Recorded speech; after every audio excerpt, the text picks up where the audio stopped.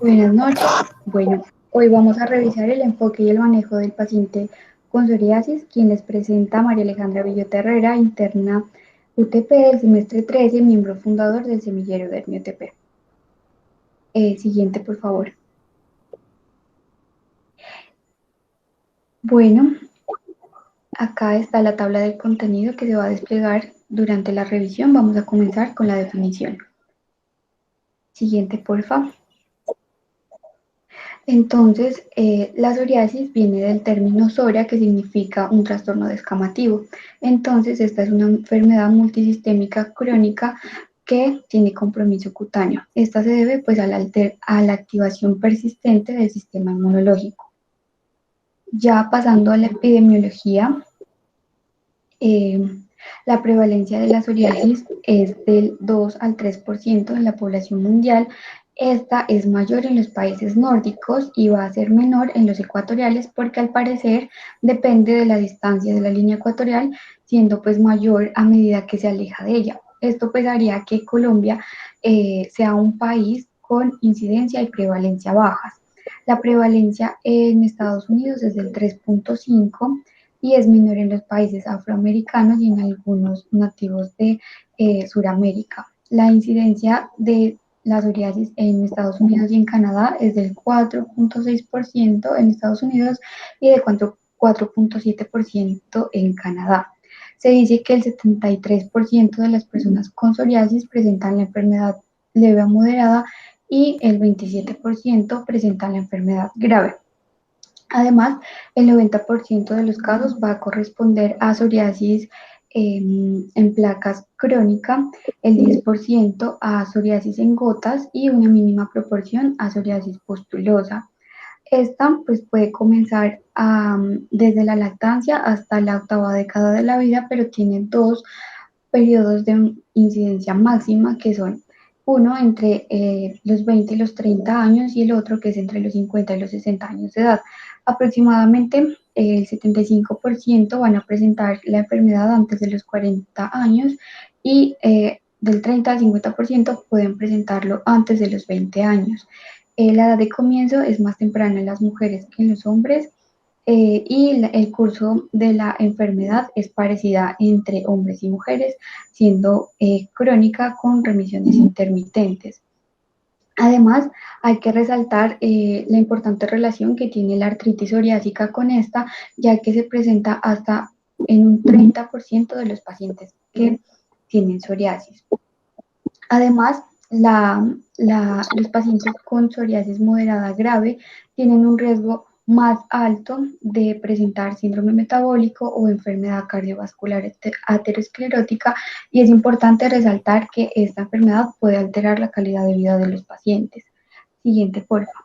Ya la situación en Colombia, en sí, los datos epidemiológicos del comportamiento de la enfermedad en este país pues son escasos. Sin embargo, siguiente, hay algunas ciudades principales en donde se han desarrollado diferentes estudios. Uno es uno que se realizó en el Centro Dermatológico del CES, un estudio observacional descriptivo de corte, en donde se tuvo en cuenta una muestra de 93 pacientes durante el año 2006 al 2009.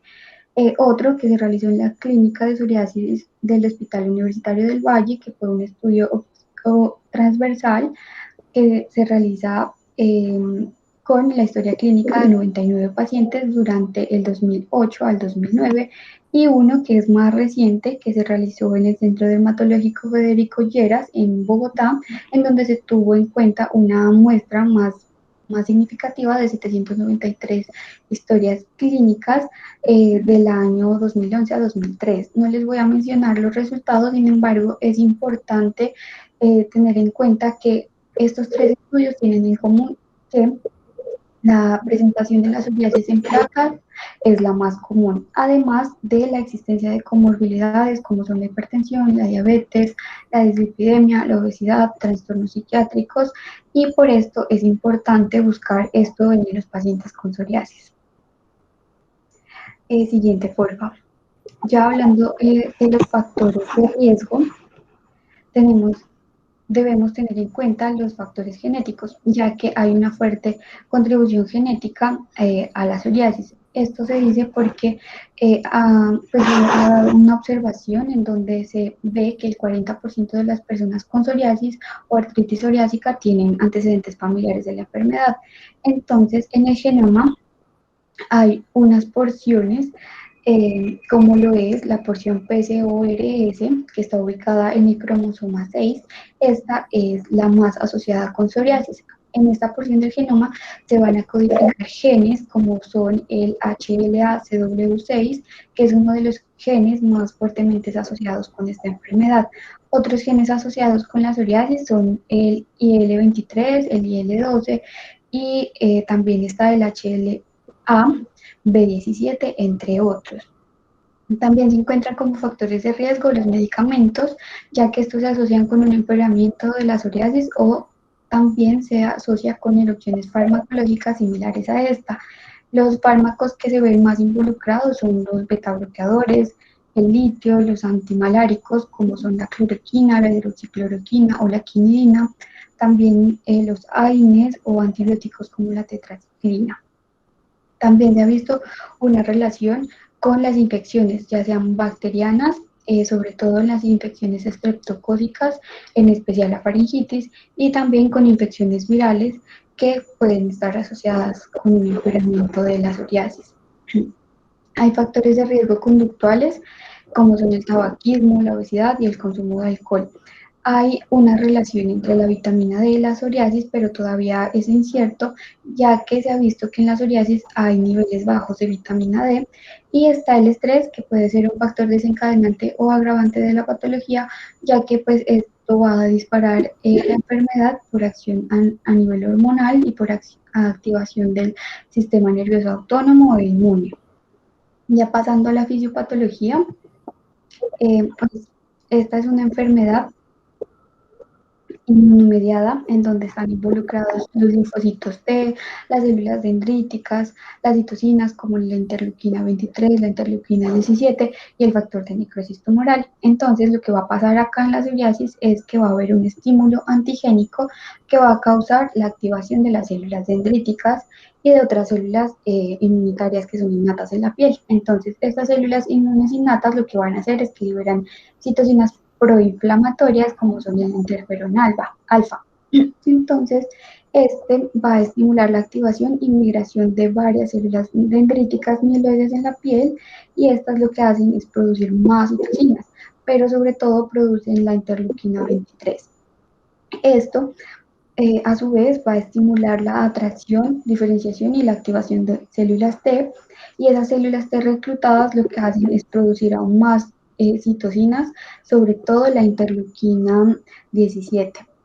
Esto pues se va a unir a las otras y van a causar la proliferación de los queratinocitos y además producen péptidos y más citocinas proinflamatorias.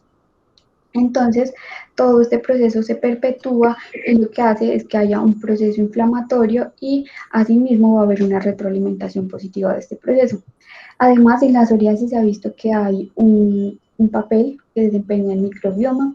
Entonces, se dice que en las placas de psoriasis hay respuestas inflamatorias mediadas por linfocitos T y además en las placas hay un desequilibrio de la flora cutánea, pues llamado disbiosis. Entonces, lo que nosotros vamos a encontrar en la psoriasis es descamación, induración y eritema que se dan por el resultado de esa hiperproliferación y diferenciación anormal de la epidermis, en donde pues vamos a encontrar infiltrados de células inflamatorias y dilatación vascular. Y pues este estado de hiperproliferación se va a caracterizar por un mayor número de células madre epidérmicas, va a haber un mayor número de células metidas a síntesis de ADN, por lo que también va a haber un aumento en el ciclo celular,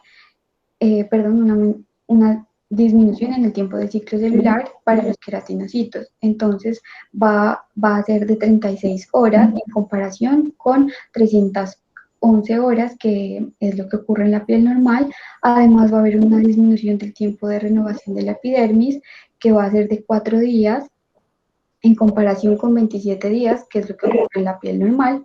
Y finalmente, la diferenciación anormal en la piel psoriásica se va a evidenciar por un retraso en la expresión de las queratinas 1 y 10, que es lo que se observa en la piel normal, y va a haber una sobreexpresión en las queratinas 6 y 16, que es lo que se observa en la piel reactiva y cicatrizante. Ya en las manifestaciones clínicas, siguiente porfa,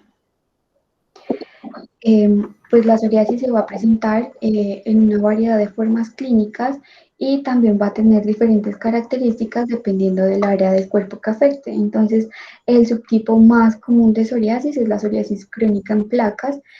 Otros subtipos importantes son la psoriasis gutata o en gotas, la psoriasis pustulosa y la psoriasis eritrodérmica. Siguiente, por favor.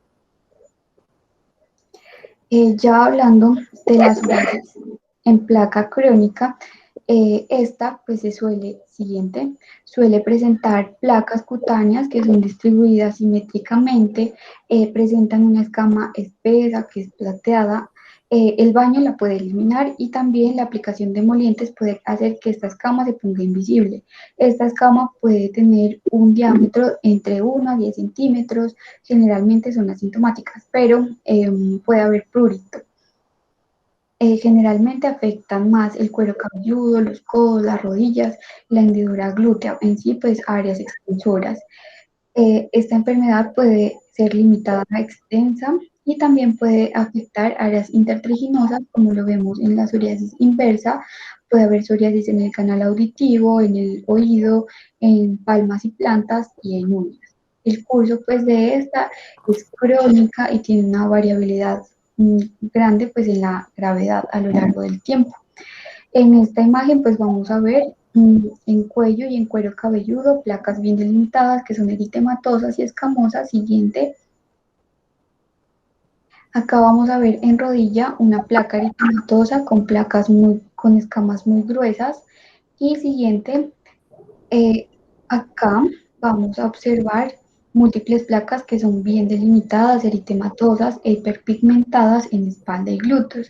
Entonces, en la psoriasis en placas debemos tener en cuenta ciertos signos clínicos que son comunes en la psoriasis, en este tipo de psoriasis. Entonces, uno de esos es el fenómeno de Koebner, que es la aparición de lesiones psoriáticas en piel previamente sana tras pues, traumatismo. Esto puede ocurrir tanto en psoriasis como en vitíligo o en líquen plano, y está el signo de Auspitz o rocío sangrante, que consiste en un piqueteado hemorrágico después de que uno elimina la escama que recubre la placa psoriática. La presencia o ausencia de estos signos en sí no confirma ni excluye el diagnóstico, pero es importante tenerlos en cuenta. Siguiente, por favor. Ya la psoriasis gutata o en gotas, esta se caracteriza por la aparición brusca de múltiples pápulas que son pequeñas y también de placas. Estas suelen tener menos de 1 centímetro de diámetro, por eso se le da el nombre de gutata, pues que significa gota. Esta ocurre típicamente como una erupción aguda en un niño o en un adulto joven que no tiene antecedentes previos de psoriasis, aunque también se ha visto que puede haber un brote de psoriasis en los pacientes que tienen psoriasis preexistente. En la psoriasis gutata, en pacientes que tienen psoriasis preexistente. Esta tiene una fuerte relación entre infección reciente, generalmente faringitis estreptocócica, y los sitios de mayor afectación son tronco y extremidades proximales. Generalmente el curso clínico puede remitir, reaparecer o progresar espontáneamente a placas, a psoriasis en placas crónicas. En esta imagen podemos ver numerosas pápulas eritematosas y escamosas en el dorso. Siguiente. Acá vamos a ver múltiples pápulas eritematosas con descamación en el dorso. La que sigue. Aquí vemos igual las pápulas escamosas que son rosadas, bien delimitadas, pero esto se dio después de una infección estreptocócica. Siguiente, por favor. Ya hablando de la psoriasis pustulosa, esta es una forma de psoriasis que puede tener complicaciones que amenazan la vida. Entonces, acá podemos ver eritema generalizado, descamación, láminas de pústulas superficiales. Generalmente esto se asocia a malestar, fiebre, diarrea, leucocitosis, también pueden haber anomalías renales o hepáticas, y una de las complicaciones graves es la sepsis. Las causas de la sepsis pustulosa incluye el embarazo, la infección, el retiro de glucocorticoides orales, entre otros. Generalmente el curso es inestable y prolongado cuando no se trata. Aquí podemos ver eritema difuso, numerosas pústulas y escamas que están en nalgas y en la parte posterior de los muslos. En la siguiente imagen vamos a ver parches eritematosos generalizados con descamación y pústulas.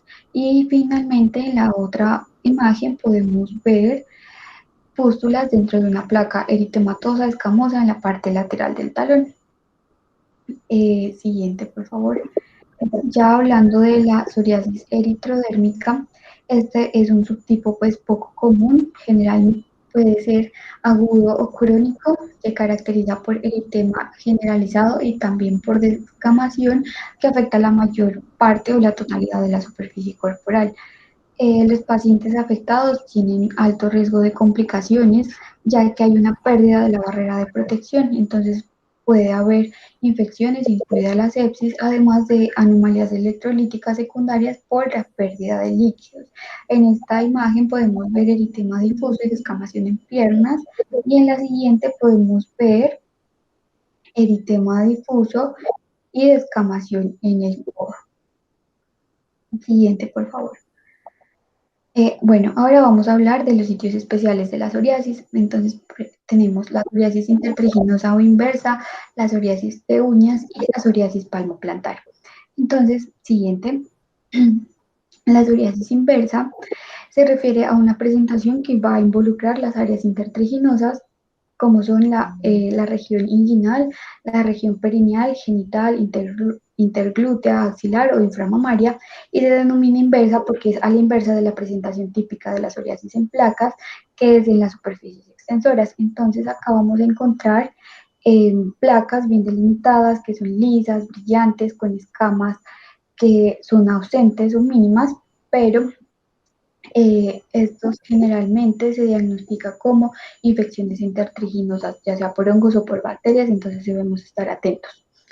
En esta imagen vamos a ver placas brillantes, eritematosas y bien delimitadas en axila. Siguiente.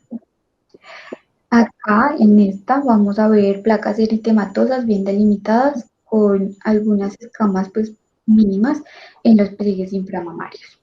Siguiente. Ya en la psoriasis en uñas o ungueal, esta se observa con mayor frecuencia después de la aparición de lesiones en piel, aunque también puede ocurrir al mismo tiempo o antes de la aparición de psoriasis en otras áreas. Se ha visto que hay una relación bastante amplia entre esta y la psoriasis, la artritis psoriásica. A veces la única afectación de la psoriasis puede ser la psoriasis en las uñas. Eh, Otros hallazgos que pueden indicar la enfermedad pueden ser la leuconiquia, que son las manchas blancas en la uña. También pueden haber manchas rojas en la lúnula y desmoronamiento de la placa ungueal. Aquí vamos a ver la enfermedad de la matriz ungueal, en donde hay múltiples picaduras pequeñas que están esparcidas pues, en toda la placa ungueal. En la siguiente podemos ver descoloración de la placa ungueal y pues onicolisis distal. Siguiente. Ahora vamos a hablar de la psoriasis palmoplantar, que esta se presenta con placas hiperqueratósicas que son eritematosas y puede haber fisuras asociadas. Estas fisuras suelen ser dolorosas y pueden ser incapacitantes. A veces se relaciona con psoriasis ungueal. Se dice que es controvertido si la pustulosis palmoplantar, que es una condición que se caracteriza por erupciones pustulosas que son recurrentes tanto en palmas como en plantas, es una variación de la psoriasis palmoplantar. En esta imagen pues vamos a ver placas eritematosas que son escamosas, vamos a ver fisuras tanto en palmas como en plantas. Siguiente, por favor. En el diagnóstico, pues el diagnóstico de la psoriasis es clínico, se realiza mediante la anamnesis y la exploración física, teniendo en cuenta las lesiones pues, ya descritas. Además, no se debe olvidar que debemos buscar las lesiones en localizaciones especiales, como son las uñas, las palmas, las plantas y las regiones intertriginosas. Además de esto, pues hay que indagar sobre los antecedentes de psoriasis familiares, así como la exposición a medicamentos que pueden inducir o exacerbar la enfermedad. Y con esto, pues vamos a realizar el diagnóstico de la mayoría de los pacientes con esta enfermedad. eh, en sí, no existen pues pruebas de laboratorio que confirmen el diagnóstico. No debemos olvidar que tiene una fuerte relación con síndrome metabólico, enfermedad cardiovascular, depresión, entre otras, por lo que hay que buscarlas para así pues realizar un manejo interdisciplinario, ya sea con nutrición, psicología, psiquiatría, reumatología, entre otras, y además debemos recordar buscar los factores de riesgo conductuales para intervenirlos rápidamente. Acá pues es importante también indagar sobre la artritis psoriásica en estos pacientes por la fuerte relación que hay. Generalmente el diagnóstico pues se hace con lo que ya les describí, pero si pues el diagnóstico es incierto, se puede hacer una biopsia de piel. Siguiente, por favor. Para la evaluación diagnóstica, sigue. Podemos utilizar la superficie corporal afectada. Esto pues nos va a permitir agrupar a los pacientes en categorías de enfermedad leve o limitada, que es cuando se afecta hasta el 5% de la superficie corporal. Entonces, ¿cómo vamos a medir esta superficie corporal? Teniendo en cuenta la palma de la mano, incluidos los dedos. Esto significa un 1%. Y así, pues si son 5 palmas, sería el 5%. Y ya la enfermedad extensa, que es moderada grave, pues se va a definir por la afectación del 5 al 10% de la superficie corporal. O se dice que es enfermedad extensa cuando hay afectación de la cara, las palmas, las plantas o una enfermedad que sea discapacitante. Además, tenemos el índice de área y severidad de la psoriasis, PASI. Este se aplica solo en psoriasis en placas. Para otras variantes de la psoriasis no está validado. Entonces, esta es una herramienta clinimétrica para la aproximación del diagnóstico y la gravedad de la enfermedad. Entonces, lo que se hace acá es que se valora al paciente teniendo en cuenta 4 áreas físicas y se genera un índice según una fórmula matemática que ya está definida. Entonces, las áreas que se evalúan son la cabeza, las extremidades superiores, el tronco y las extremidades inferiores. Y lo que se hace es que al final se obtiene un resultado. Si el PASI es menor a 7, la gravedad es leve. Si está entre 7 y 15 es moderado, y si es más de 15 es severo. Esto es un poquito engorroso de realizar, por eso es mejor buscar las calculadoras en internet o en las aplicaciones que tenemos. Siguiente. Acá vemos pues una imagen en donde vemos un PASI menor a 10. A la izquierda, a la derecha vemos un PASI de 10 a 30, y ya en la última imagen de abajo vemos un PASI mayor a 30, pues ya en enfermedad severa. Siguiente, por favor.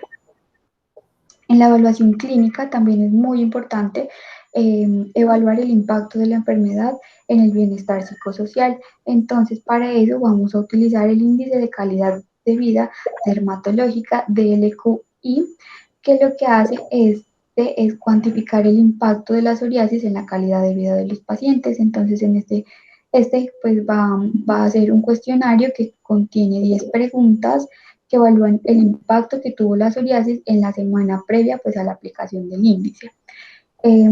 Este pues evalúa la esfera personal, social, laboral de la persona y lo califica entre 0 a 30, siendo 0 una afectación leve y entre 20 y 30 una afectación grave. Siguiente, por favor. Ya continuamos con el tratamiento. Entonces, en el tratamiento, pues es importante abordar tanto los aspectos clínicos como psicológicos. Esta enfermedad pues puede ser frustrante tanto para el médico como para el paciente. Debemos recordar que hay múltiples opciones para el manejo, sin embargo, ninguna es curativa. La psoriasis pustulosa o y la eritrodérmica pueden requerir hospitalización y nosotros debemos elegir la terapia dependiendo si la enfermedad es leve, es decir, con una afectación del área corporal del 5%, de hasta el 5%, pues vamos a utilizar una terapia tópica y vamos a utilizar una terapia sistémica o fototerapia en los pacientes que tienen enfermedad moderada grave, es decir, con una superficie corporal afectada entre 5 y el 10%. Siguiente, por favor.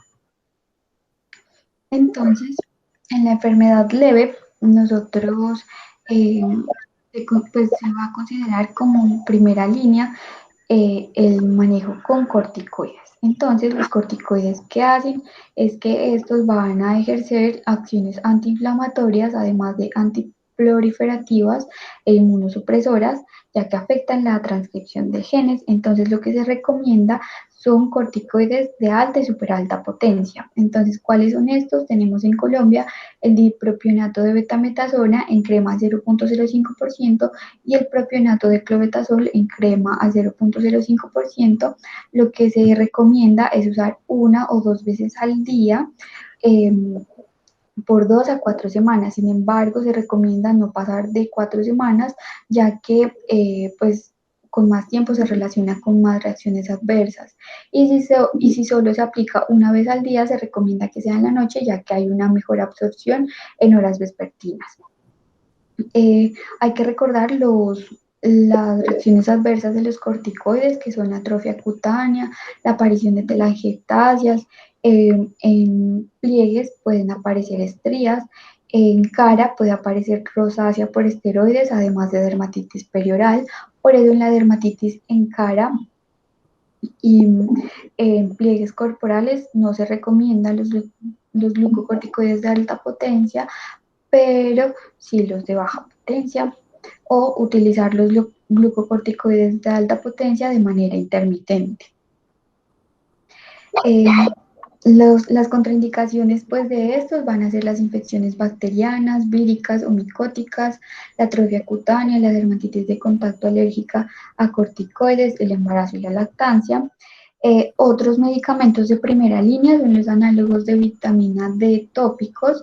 Estos se pueden utilizar en asociación con el corticoide tópico y se ha demostrado que es más eficaz que cuando se utiliza monoterapia con corticoides. Entonces acá tenemos el calcipotriol en un ungüento de 52,2 por 2 microgramos. Este lo que hace es que tiene un efecto hipoproliferativo. Esta se debe aplicar una fina capa sobre la piel afectada 2 veces al día. Esta se dice que es mejor tolerado en áreas sensibles como son la cara, el cuero cabelludo y los pliegues. Además, otro análogo de vitamina D es el calcitriol. Este se encarga de inhibir la proliferación de los queratinocitos y de estimular la diferenciación de estos, además de que inhibe la proliferación de las células T y otros mediadores inflamatorios. Tenemos la presentación en un ungüento de 0,003% por 30 gramos e igualmente se debe aplicar 2 veces al día en las zonas afectadas. Las reacciones adversas de estos son la irritación, el eritema, el ardor, el prurito, la resequedad, entre otros. Entonces se puede combinar calcipotriol con dipropionato de betametasona o propionato de clobetasol, y en Colombia hay una presentación que viene ya la combinación de calcipotriol y dipropionato de betametasona, que es el Daibovet. Las alternativas a esto pues van a ser los inhibidores de calcinuria, como son el tacrolimus, que lo que hace es bloquear las citocinas que participan en la aparición de la psoriasis y están indicados en psoriasis en áreas de piel delgada, especialmente pues flexural y en cara, porque su penetración en las placas gruesas es limitada. Este viene en un ungüento al 0,03%. También podemos utilizar el ácido salicílico, que es un agente queratolítico, que lo que hace es que suaviza y adelgaza la placa de la psoriasis. Este viene en concentraciones al 5 y al 10%. Este se puede usar en combinación con los esteroides, ya que aumentan la penetración de estos. Se debe tener en cuenta que este activa el calcipotriol y también disminuye la eficacia de la fototerapia UVB porque tiene un efecto de filtro y no, por eso pues no debe usarse antes de la fototerapia. También otra alternativa es la antralina. Esta tiene un efecto antiproliferativo y también inhibe los linfocitos. Esta viene en un ungüento al 0.5%. También está el alquitrán de hulla, que viene al 2 y al 3%, que se puede aplicar 2 veces al día en las placas. Eh, También podemos utilizar como otra alternativa los retinoides tópicos. El que se ha visto que tiene buena aplicabilidad es el tazaroteno. Este va a disminuir la proliferación epidérmica y también la diferenciación asociada pues en esta patología, y viene en presentación en gel al 0.1%, en crema al 0.5% y se aplica igualmente 2 veces al día. En la psoriasis también se pueden aplicar emolientes, ya que la hidratación es importante para que la piel psoriásica se mantenga suave y húmeda y así minimizar los síntomas como la picación y la sensibilidad. Además, la hidratación se ha visto que puede ayudar a prevenir la irritación y también a disminuir el fenómeno de Koebner. Entonces, lo que se puede utilizar son ungüentos, vaselinas o crema espesa que se deben aplicar inmediatamente pues, después del baño. Siguiente, por favor. Bueno, siguiente. En la enfermedad leve que es recalcitrante se puede utilizar fototerapia. Listo. Ya hablando de la enfermedad moderada a grave, esto ya le compete al dermatólogo y es el único pues en capacidad de dar manejo, ya sea con fototerapia, o puede dar inicio al manejo de la terapia sistémica no biológica y ya los agentes biológicos. Y la enfermedad leve debemos recordar que le compete al médico general. Entonces, vamos a mencionar lo de la fototerapia, que esta va a trabajar según los grados de penetración. Entonces, hay un tipo de fototerapia que es la VB y la VA. Entonces, la VB lo que hace es que llega a la epidermis y a la dermis superior, mientras que la VA lo que hace es que penetra toda la dermis.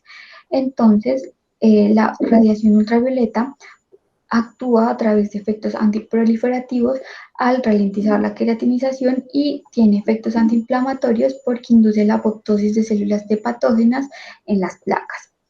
Entonces, se puede elegir eh, la, la luz ultravioleta UVB o UVA, pero se prefiere la UVB de banda, perdón, de banda estrecha. Cuando la UVA se combina con soralenos, esto se llama fotoquimioterapia. También acá se puede ofrecer un láser eximérico que lo que tiene estas son dímeros excitados y pues esta está en el espectro de la UVB. Esta lo que se hace es que dirige el rayo de luz directamente sobre la lesión, por lo que se puede permitir unas dosis más altas. La fototerapia se va a administrar 3 veces por semana y pues cuando ya se logra una respuesta satisfactoria, lo que se puede hacer es disminuir la frecuencia del tratamiento. Siguiente, porfa. Las indicaciones de la siguiente, las indicaciones de la fototerapia es la única opción de tratamiento en los pacientes que no toleran los medicamentos sistémicos, ya sea por sus comorbilidades de base o por toxicidad previa o porque hay interacciones medicamentosas o cuando hay ineficacia de los medicamentos sistémicos y pues ya en la psoriasis moderada grave. Los efectos adversos de la fototerapia, los efectos agudos son quemaduras y reacciones fototóxicas que generalmente aparecen un día después de la exposición.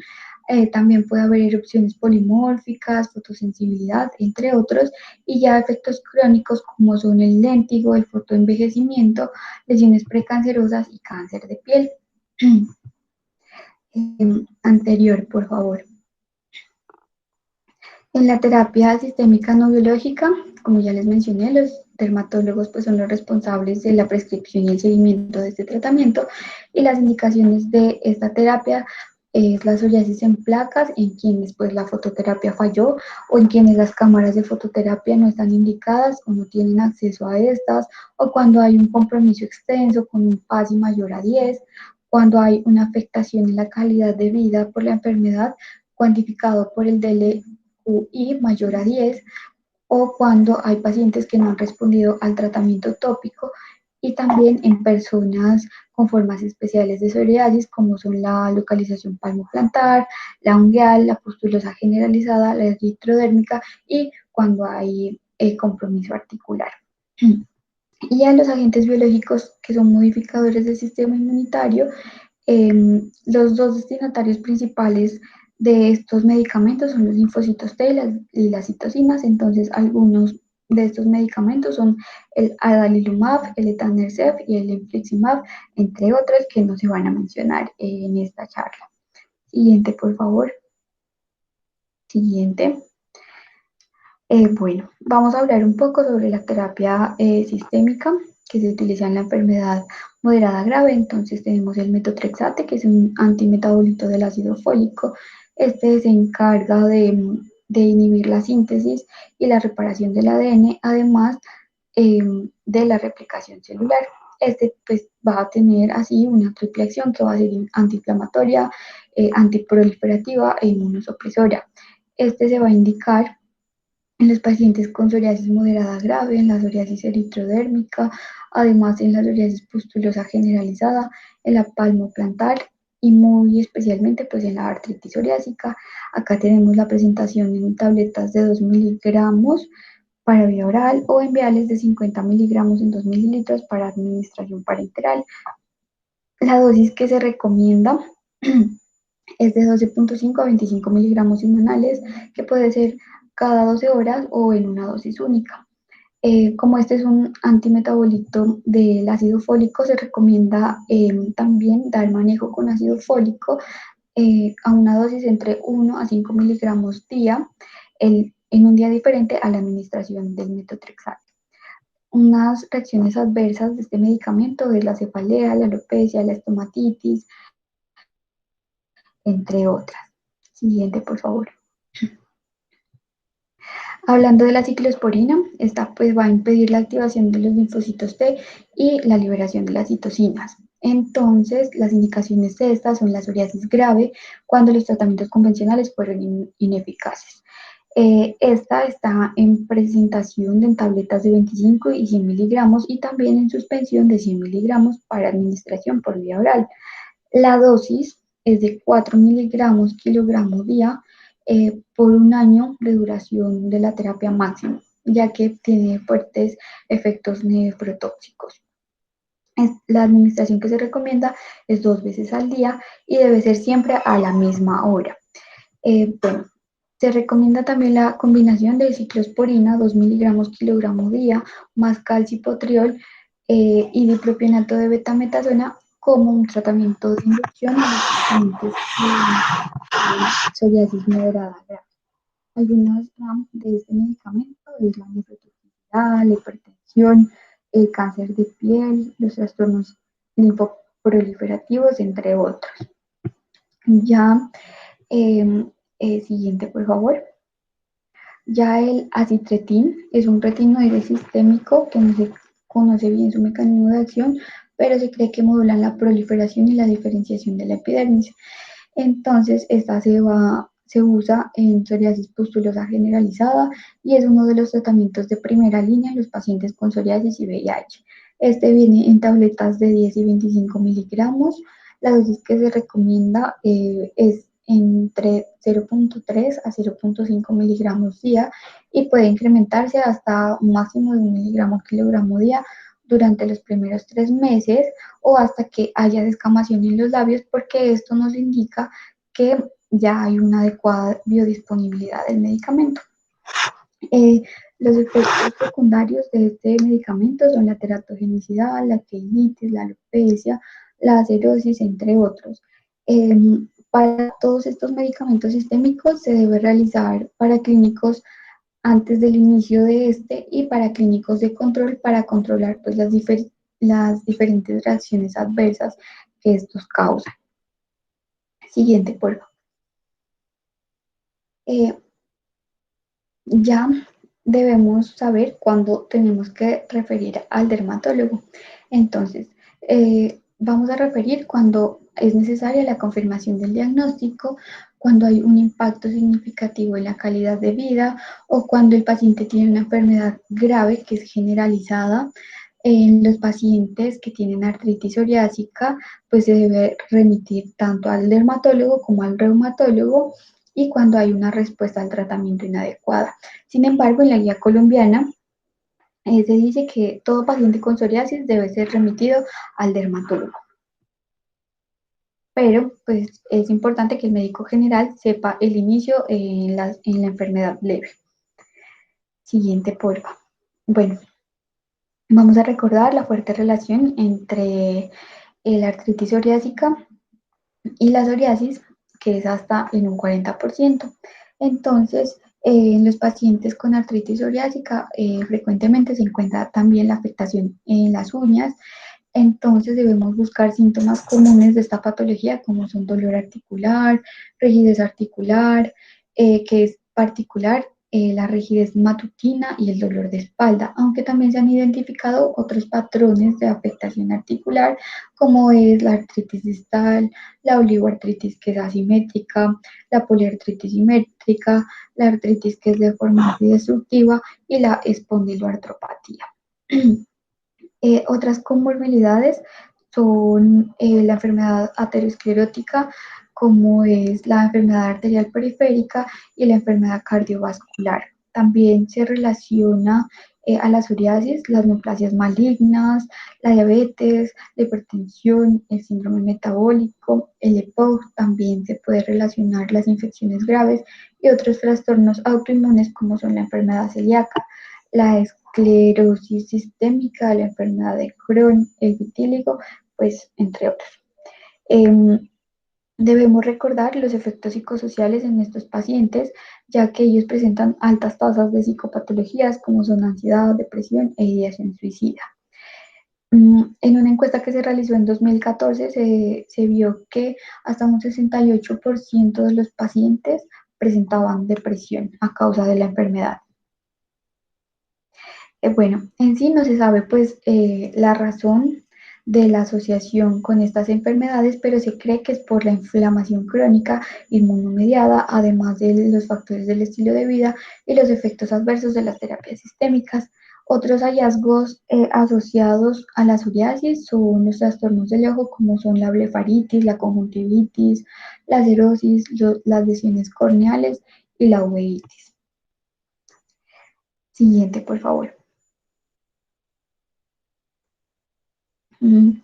Y bueno, en el diagnóstico siguiente, ya en el diagnóstico diferencial, es importante pues no confundir la psoriasis en placa crónica con la dermatitis seborreica, el líquen simple crónico, la dermatitis atópica, el eczema numular y las infecciones micóticas. Siguiente. Entonces, la dermatitis seborreica generalmente se presenta con parches que son eritematosos, que pueden afectar cuero cabelludo, orejas y áreas intertriginosas, pero las características que diferencian a la dermatitis seborreica incluyen la escama grasa que es fina, que se caracteriza en esta patología. Además, esta se manifiesta típicamente en localizaciones no intertriginosas y la afectación de áreas clásicas como son las cejas, los pliegues nasolabiales, el tórax central o el área posauricular. En esta imagen pues vamos a ver el enrojecimiento facial anterior y descamación que afectan los pliegues nasolabiales y el centro de la cara. Siguiente, por favor. Ya en el líquen simple crónico, pues esto se va a dar como consecuencia de rascado excesivo de la piel. Esto se caracteriza por pues esto ocurre, perdón, en pacientes con dermatitis atópica o cuando hay una mordedura de artrópodo o en algún trastorno psicológico. Acá pues van a ver escamas o hiperpigmentación suprayacentes. Este pues también puede ocurrir en combinación con la psoriasis cuando las lesiones de psoriasis pican mucho. En esta imagen vamos a ver áreas de la piel que están engrosadas e hiperpigmentadas por el roce crónico en el tobillo de este paciente. El siguiente, ya la dermatitis atópica es un trastorno cutáneo que se asocia con el desarrollo de prurito y también se asocia pues a pápulas y parches que son escoriados que pueden presentar eritema, hiperpigmentación y descamación. Entonces, en estas personas es común las áreas localizadas de liquenificación, es decir, pues engrosamiento de la piel. En los niños y en los adultos, la dermatitis atópica tiende a involucrar sobre todo los sitios de flexión de la piel. En esta imagen vemos una placa liquenificada hiperpigmentada en la flexión del codo. Siguiente, por favor. Ya en el eczema numular, que también se conoce como dermatitis numular, este se va a presentar con placas que son redondas, que son bien delimitadas y pueden medir de 1 a 10 centímetros de diámetro. Estas suelen ser eritematosas, con escamas, pueden haber también costras o pueden haber fisuras pequeñas. Estas generalmente se presentan en tronco y en extremidades y pues se limitan a cara y cuero cabelludo. Entonces en esta lesión vamos a ver una placa con eritema, vesiculación alrededor y una formación de costras. Y finalmente ya las infecciones micóticas, como por ejemplo la tiña corporis, la tiña pedis o la candidiasis cutánea, estas se presentan pues con placas eritematosas que pueden tener o no pústulas. Y pues acá nos puede ayudar una preparación con hidróxido de potasio para confirmar la infección por los hongos. Y pues en esta imagen vamos a ver una placa eritematosa con pápulas satélites y pústulas en pliegues abdominal e inguinal. Muchas gracias. Siguiente.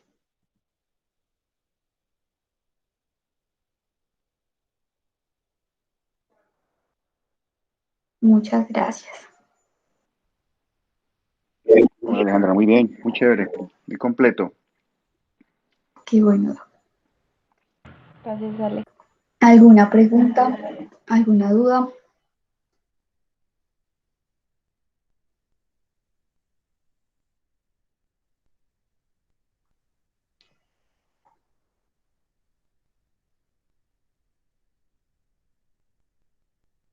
¿Algún aporte, colegas? ¿Alguien quiere contar alguna experiencia, algún familiar de un paciente que vio? Yo sé que es un tema que no es tan infrecuente, pero tampoco lo vemos todas las semanas, ¿verdad? Pero este, igual ustedes tienen la palabra, ustedes, es un espacio que yo soy un invitado y no me quiero tomar la vocería. Yo creo que ustedes discutan como lo hacían antes y ya al final haré unos pequeños aportes solamente como para hacer mm, como para recomendar algunas cosas de diagnóstico y cosas, pero por lo demás estuvo súper bien. Pero esto es de ustedes, solo estoy aquí para acompañarlos.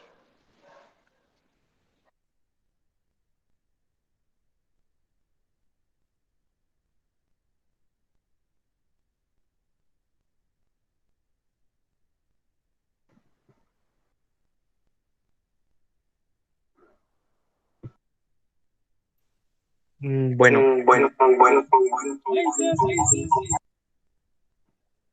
Juan, se escucha eco. ¿ahí me escuchan bien? Ya, mucho mejor. Qué pena, si no es que esto se descontrola un poco. No, Aleja, para agradecerte por la revisión. Fue una revisión pues, que me pareció bastante completa, muy práctica, muy concisa. Sobre psoriasis, pues así como comentaba el profe, así uno no lo crea, pues digamos, yo ya estoy terminando mi año de rural y en este año de rural he visto 3 pacientes con psoriasis. De esos, 2 todavía no diagnosticados, pues, o sea, como propiamente. De hecho, pues pacientes que consultan por otra sintomatología, usualmente, pues no sé, control de hipertensos, alguna otra patología y que tienen estas lesiones y que nunca, pues a pesar de que les alteran su calidad de vida y que no, pues que les genera malestar, pues muchas veces dicen, no, sí, eso me mandaron una crema y eso nunca me funcionó, entonces no volví a consultar por eso.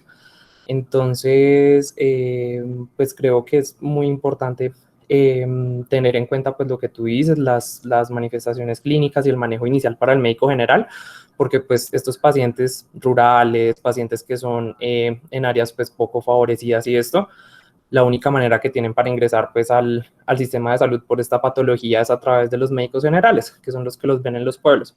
Entonces, pues quería como compartir eso y pues recalcar que me parece muy valiosa pues tu exposición. Muchas gracias, Juan, por tu experiencia.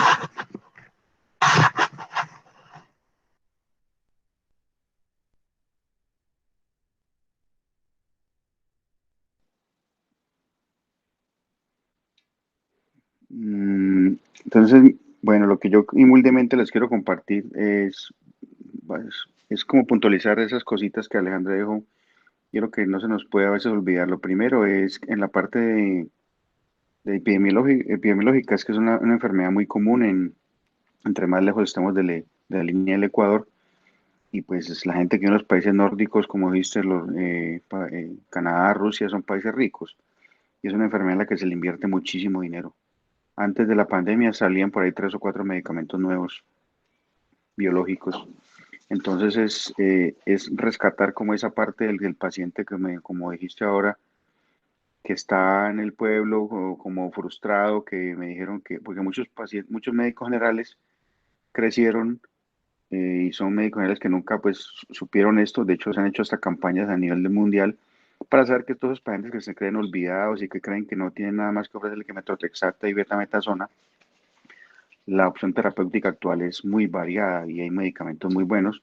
De hecho, lo que hablabas de la interleuquina 23 es el medicamento como el que se va a apuntar aquí en la terapia biológica. Ya tenemos 2 moléculas para ello que la bloquean y se cree que esa es como perdóname la expresión, como la llave que va el grifo para que se desencadene toda la parte inflamatoria final. Entonces, saber de que eso existe y que el paciente puede acceder a esos recursos, incluso si sea un régimen subsidiado o un paciente pues de bajos recursos, porque eso existe. Eh, Siempre un paciente con psoriasis, no olvidemos de preguntarle si tengo una placa chiquita en un codo por síntomas articulares, siempre la asociación, como lo dijiste, hasta el 45% con la artritis psoriática, y entonces a veces es tan limitante, es tan discapacitante que puede postrar a un paciente una artritis psoriática, ¿vale? En forma localizada, muy fáciles, pero hay unas formas muy severas que lo pueden. Entonces, siempre preguntar por síntomas articulares. Jamás olvidar esa parte, con lo que mencionaste reiteradamente, la parte emocional. Un paciente con psoriasis se deprime más, no tiene pareja, hay unas placas en los genitales. Un paciente con una novia, o sea, no consigue pareja, o la pareja lo deja. Tengo pacientes que le han hecho psoriasis ungueal y el trabajo los han despedido, que porque eso es hongos, que porque no han consultado, que eso cosas terribles. O sea, los pacientes sufren mucho, son pacientes que nunca van a una playa, nunca van a una piscina, a uno le parece algo trivial. La dermatología casi que nunca mata pacientes, los pacientes dermatológicos no se mueren por esto, pero los pacientes sufren mucho y sufren en silencio, entonces se vuelven alcohólicos, sedentarios y empeoran toda esa cadena de comorbilidades que tú mencionaste muy bien. Entonces nunca olvidar eso, lo ideal es que hiciéramos DLQI con cada paciente, pero pues bueno, a veces el tiempo no da, pero uno es mirar al paciente, la frustración que nos manifieste, y eso no ignorarlo porque la severidad, como lo dijiste muy bien, no solamente lo da la extensión de la patología, sino la localización. Es que imagínense ustedes tener unas uñas como las que mostraste, que tú vas a un banco, que tú te sientas en un restaurante, que todo el mundo te va a ver las uñas como están. O sea, de pronto eso no duele, eso no pica, pero por Dios, o sea, es un paciente que se siente frustrado. Si es un hombre, pues una mujer se puede pintar las uñas, un hombre. Entonces, hay que tener en cuenta que la localización también es muy, por ejemplo, las orejas del cuero cabelludo. Es gente todo el tiempo con caspa blanca en los hombros, y entonces todo el mundo lo discrimina porque es cochino. Entonces, esa es otra localización muy estigmatizante. Y otra que también es bastante dolorosa es la palmoplantar. Son pacientes con fisuras que caminan y les duelen, abandonan trabajos. O sea, esa consideración del impacto de la calidad de vida de la enfermedad dermatológica. La piel es el órgano más grande del cuerpo y entonces se va a notar mucho, el paciente se lo va a ver siempre y también mucha gente se lo va a ver. Y es no olvidar eso, o sea, un paciente con psoriasis no es solamente un paciente que tiene unas placas en el cuerpo y ya está, es un paciente que tiene todo ese impacto de citoquinas en el endotelio, así como hablamos ahorita de dermatitis atópica, son pacientes que se mueren más rápido, son pacientes que hacen enfermedades y desenlaces cardiovasculares más con mayor frecuencia, aunado a sus comorbilidades independientes, si son una dependiente de la otra, pero es añadirle una carga adicional a un diabético, a un hipertenso, a un obeso, a un alcohólico.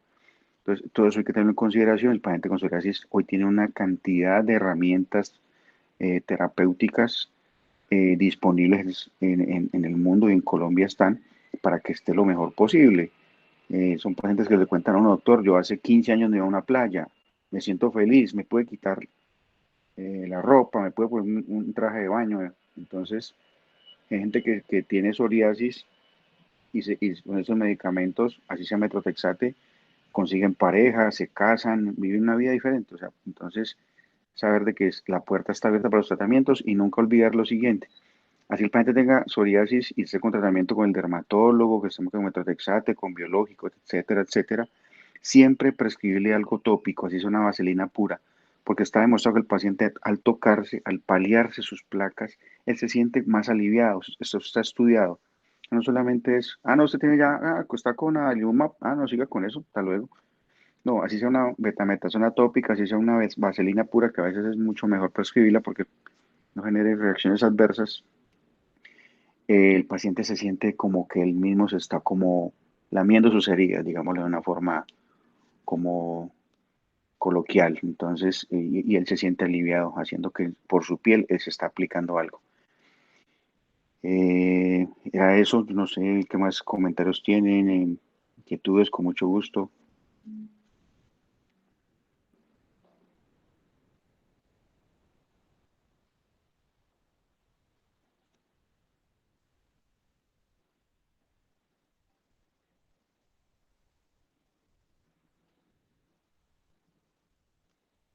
No, Doc, muchísimas gracias por sus aportes. Son muy valiosos para nosotros. A ustedes, sí. Muy bien, súper. Gracias, doctor.